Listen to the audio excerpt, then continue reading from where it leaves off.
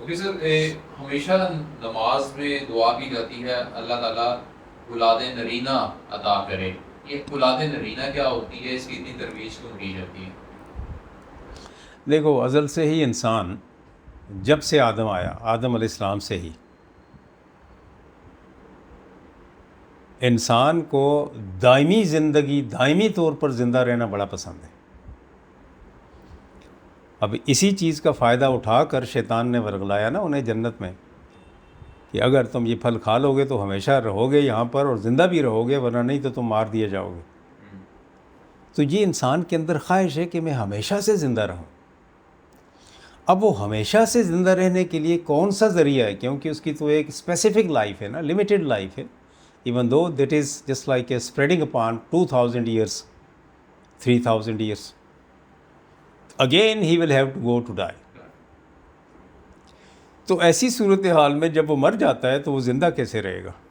اس زندگی کی جو خواہش ہے انسان کے اندر، اس کے لیے اس کی نرینہ اولاد ہے. بیٹی نے کسی اور کے گھر میں جا کر اس خاندان کا حصہ بن کر اس کی اولاد کو آگے پروان چڑھانا ہے، اور اس کی ہمیشہ زندہ رہنے کی خواہش کو نرینہ اولاد میں، نرینہ مین میل، میل. جی ہاں، mail issue rather we can say, یہ اس کا مرد بچہ، اس کی خواہش اس لیے رہتی ہے کہ اس کے ناطے سے انسان جب تک چلتا ہے تو گنا جاتا ہے اس کا بیٹا، اس کا بیٹا، اس کا بیٹا، اس کا بیٹا، اس کا بیٹا.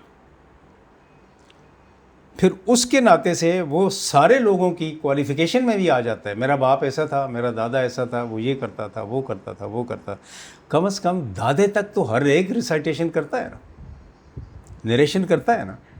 بس یہی ایک خواہش ہے جس کے ناطے سے انسان کہتا ہے کہ میری نرینہ اولاد ہونی چاہیے، نر اولاد، مرد اولاد ہونی چاہیے میری، اسی کی دعا کرتا ہے.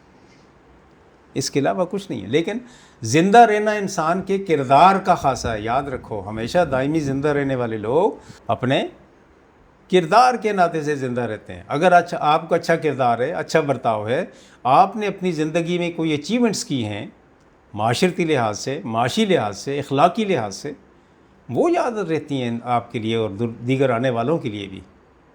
آپ کے زیادہ سے زیادہ آپ کے دادا تک آپ کا پوتا بتائے گا، وہ جائے گا تو یہ دادا کٹ جائے گا، دوسرا رہ جائے گا، وہ آئے گا تو آپ شامل دادے میں ہو جائیں گے، کٹتے چلے جائیں گے. لیکن جس نے کوئی اچیومنٹس، کوئی سکسیس ان اکاؤنٹ آف یہ معاشرتی طور پر یا اخلاقی طور پر کچھ کی ہیں، کوئی عظمتیں حاصل کی ہیں، تو وہ تو مرتے دم تک یاد رہے گا. مرتے دم تک بھی، کائنات کے مرتے دم تک. یا کسی نے ایسی برائی کر دی ہے جو اس سے پہلے موجود نہیں تھی، وہ بھی کائنات کے مرتے دم تک یاد رہے گا. قابیل ایک قتل کر دیا نا اس نے، قیامت تک یاد رہے گا. حابیل جس نے سیکریفائز کر دیا اچھائی کے ناطے سے، تم مجھے مارو گے تو میں ہاتھ بھی نہیں اٹھاؤں گا، وہ بھی قیامت تک. سو اس لیے بس ساری یہ بات ہے، اس کے علاوہ کچھ نہیں. حالانکہ نبی پاک صلی اللہ علیہ وآلہ وسلم کو بھی اسی لیے لوگ تفنن سے کیا کہتے تھے؟ ابتر، یعنی استغفر اللہ، دم کٹا.